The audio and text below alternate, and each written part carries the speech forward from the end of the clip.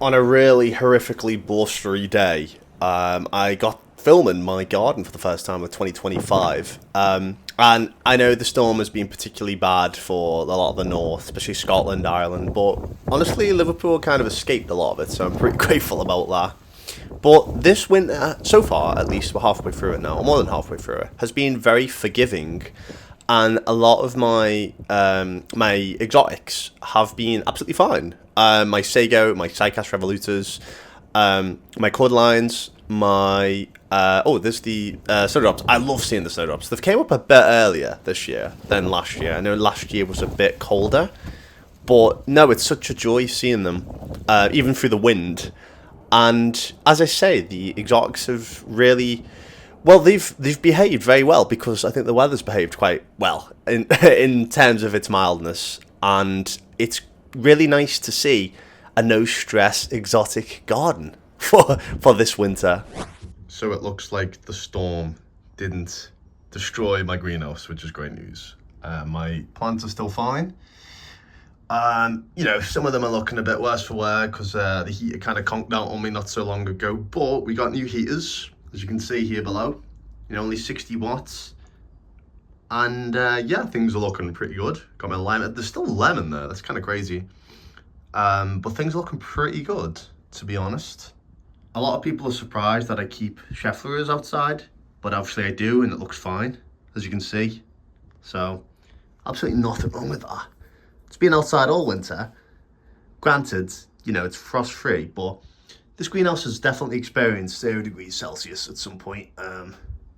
My Boston fern over there looking pretty good as well. The Washies, Washington Robusta, he had a bit of a struggle because he was outside, but he's kicking up a new frond in January.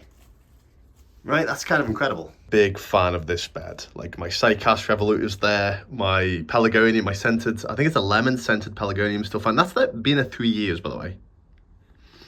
Looking really good. Everything's kind of healthy right now. My Osteospermum, fine, even throwing up a flower. Wow, in the middle of winter, bleak midwinter.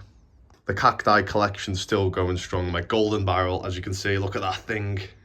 2 years old here. Well, it's obviously a bit older than 2 years, but I've had it 2 years at least. Things are looking really good. No damage, no nothing. Pretty good. My Spanish moss hanging in there, growing really well. Look how long that is now. I don't really show my houseplants that much, but in full English winter sunlight in the middle of January, it looks kind of cool because it hits the window at a specific angle. So the plants probably get more light than they're typically accustomed to.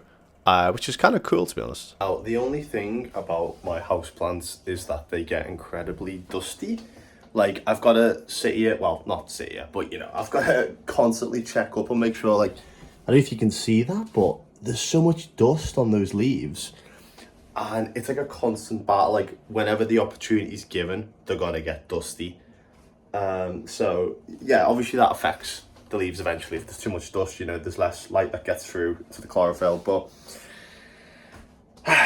anyway, I actually found a Strelitzia Nicolai from B&Q. It was £10. It was reduced from £20 to £10, and it's a bit beaten up a little bit with the leaves, but for a tenner, I am not complaining. I have always wanted a bird of paradise, especially an authentic big one that will get big. So I'm pretty happy with this. Actually, right now, these are the only plants that I have in winter storage.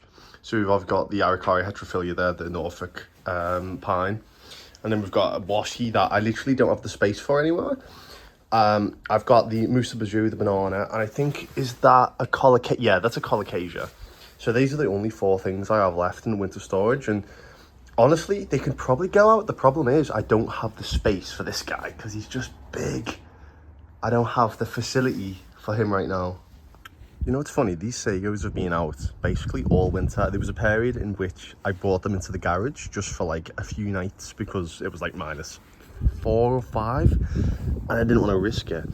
But for some people say the frost sensitive and whatnot, for a quote unquote frost sensitive plant that has just tanked the northern English winter, nonsense. Look at it, they're absolutely fine. Look at the crown on that. It's perfect, and it'll probably flush this year. which is kind of sick. But anyway, that's an update on my plants and how it's going for 2025. You can probably see the purple hue there from my grow lights. So we'll see how it goes. Hopefully this is a good year. I'm praying on a good summer. Last summer was so abysmal. But yeah, hopefully you've enjoyed the video. See you guys later.